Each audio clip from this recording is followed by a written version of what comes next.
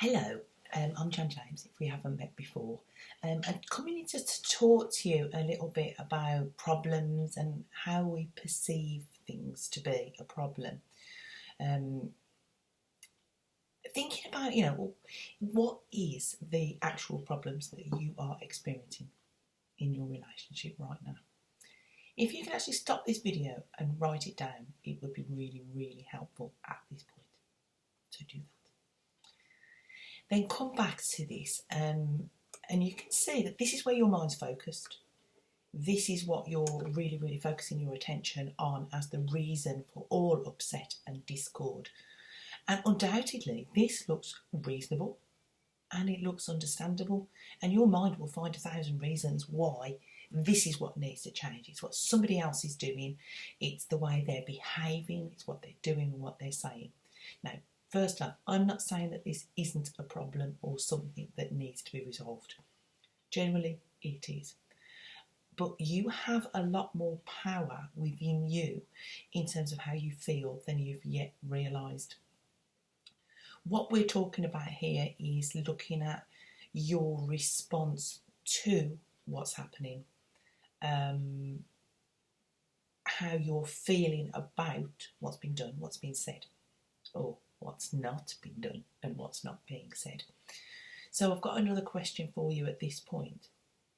If you weren't upset about everything that you've written down, you felt calm, you felt peaceful, would all of that still be a problem? Just have a little think about that for a second. If you felt okay, would it be a problem? The problems that human beings experience are always your response to something.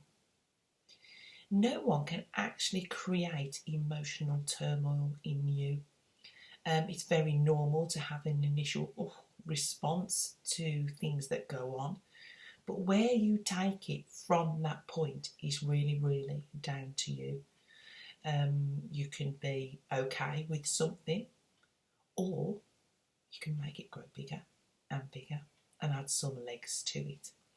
This is where you focus your attention in on how wrong it is. The dialogue starts that really sort of starts to wind you up, and it's very much an internal process. It'll be where you start to make things personal, that it's about you, when really it isn't. It's always about the other person and what they're doing. But to bear in mind that what you feed in your mind will grow bigger and bigger, and you feed it by giving it your attention, your thoughts, analysis, and this causes it to expand. Now, if you've got emotional charge in there as well, your mind's going to think, this is something she really wants to think about a lot. Okay, so I'll put a reminder in to do that. So where you're focusing your mind, where you're focusing your attention is what generates more and more emotion. You tend to think about it a lot more and you get more and more and more upset about it. I would add at this point that any abusive behaviour in any form is not okay. This is not something you need to fix in yourself, apart from maybe how you've allowed it or chosen it into your life. But this is not what I'm saying, if that's what you've got going on, it's not about you then thinking, well, I shouldn't be emotionally responding to this.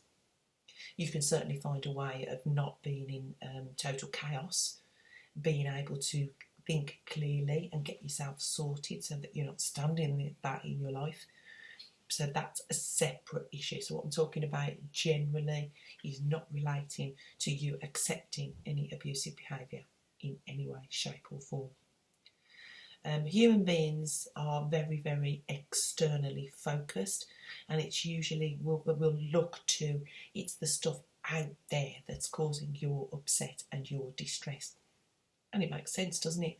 Which is why it's hard to actually see past this pattern, to look into where you can be taking control emotionally within yourself so that you are not distressed, you're not angsty and on edge and uneasy.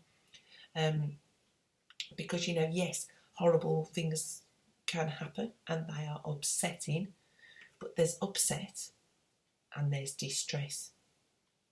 Two different things. There's sadness and there is suffering. There's a huge difference between the two.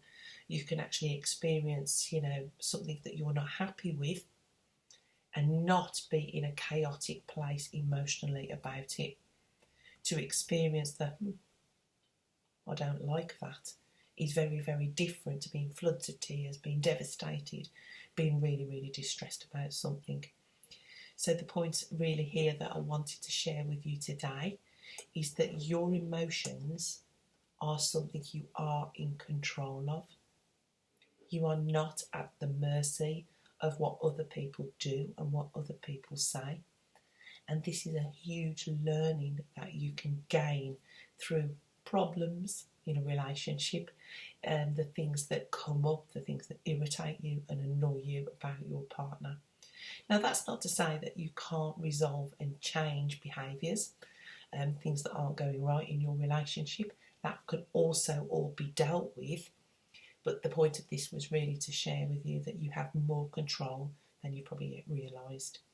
That you do not have to suffer and be upset and distressed by things that other people do. That can feel like a bit of a stretch in the early days. I understand that. This is something that I have worked through and dealt with personally myself, where you feel that, other people are doing things to you and you have no control over that because it hurts so much, because you get so annoyed, so angry, and the emotions are raging and a bit chaotic inside of you. You then feel like you have no control. So this is a thought for you today to stretch your mind to the possibility, what if you didn't have to be so upset? How amazing would that be? And I'll leave that little thought with you. Bye for now.